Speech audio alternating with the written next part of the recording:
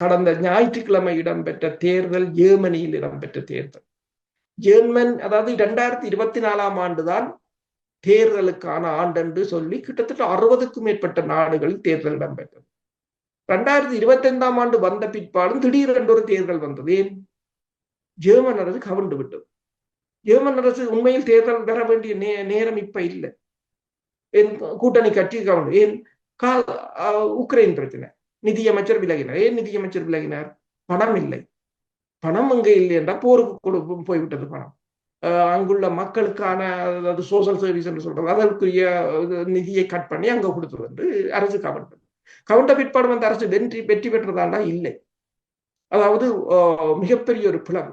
இப்ப பாத்தீங்கன்னு சொன்னால் நீங்கள் அந்த தேர்தல் மேப்பை பாத்தீங்கன்னு சொன்னால் கிழக்கு ஜெர்மன், மேற்கு ஜெர்மன் ரெண்டும் பிரிம்பாக இருக்கிறது. அது அங்கு எல்லாம் ஒரே நீளமாக இருக்கின்றது. இஞ்சலி பக்கம் எல்லாம் ஒரே கிரே கலராக இருக்கின்றது. சொல்லும் போது அந்த நாட்டுக்குள்ளேயே அரசியல் பிரிவினை வந்தது போன்று இருக்கின்றது.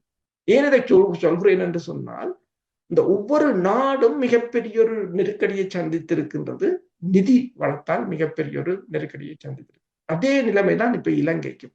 இலங்கைக்கு உங்களுக்கு தெரியும், அரிசி பிரச்சனையாக இருக்கலாம், தேங்காய் பிரச்சனையாக இருக்கலாம், உப்பு பிரச்சனையாக இருக்கலாம், எல்லாம் பிரச்சனையாக இருக்கின்ற அதே சமயம் அதற்கான வெளிப்புற சூழல்களும் சரியாகதாக இல்லை.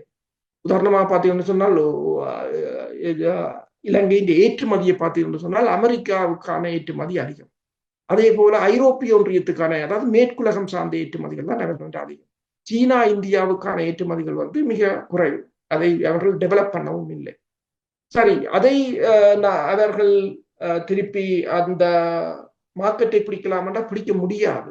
ஏனென்றால் குளோபல் சப்ளை செயின்ல வந்து மலேசியாவோ, தாய்லாந்தோ, இந்தோனேஷியாவோ, வியட்நாமோ அவங்க அதுக்குள்ள நிறைய டெவலப் பண்ணிட்டாங்க.